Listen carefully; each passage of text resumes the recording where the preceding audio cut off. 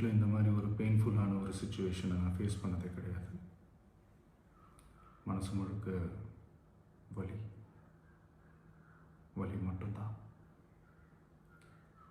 இந்த சுற்றுப்பயணத்தில் என்னென்ன மக்கள் பார்க்க வராங்க, அதுக்கு ஒரே ஒரு காரணம் தான், அவங்க என் மேலே வச்சிருக்கிற அன்பும் பாசமும்.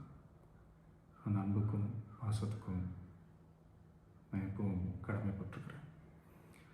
அதனால தான் இந்த சுற்றுப்பயணத்தில் மற்ற எல்லா விஷயங்களையும் தாண்டி மக்களுடைய சேஃப்டி, அதில் எந்த காம்ப்ரமைஸும் பண்ணிடக்கூடாதுன்றதுக்காக தான் அது என் மனசில் ரொம்ப ஆழமாக இருக்கும் அந்த எண்ணம்.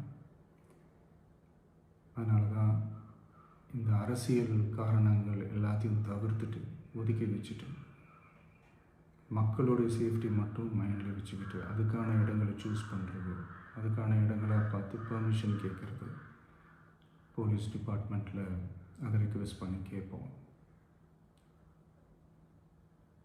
ஆனால்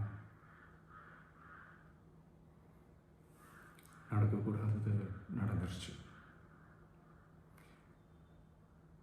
நானும் மனுஷன் தானே. அந்த நேரத்தில் அத்தனை பேர் பாதிக்கப்பட்டு இருக்கும்போது எப்படி அந்த ஊரை விட்டுட்டு என்னால் கிளம்பி வர முடியும்?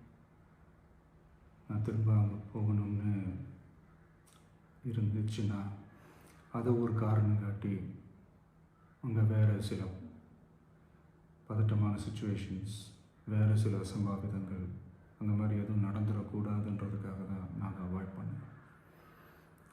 இந்த நேரத்தில் சொந்தங்களை இழந்து தவிக்கிற அத்தனை குடும்பங்களுக்கும் என்னுடைய ஆழ்ந்த இரங்கலை தெரிவிச்சுக்கிறேன். எனக்கு தெரியும், என்ன சொன்னாலும் இது ஈடேயாகாதுன்னு எனக்கு தெரியும்.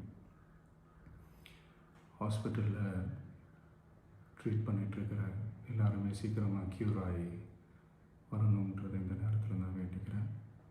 கூடிய சீக்கிரமே உங்கள் எல்லாரையும் நான் சந்திக்கிறேன்.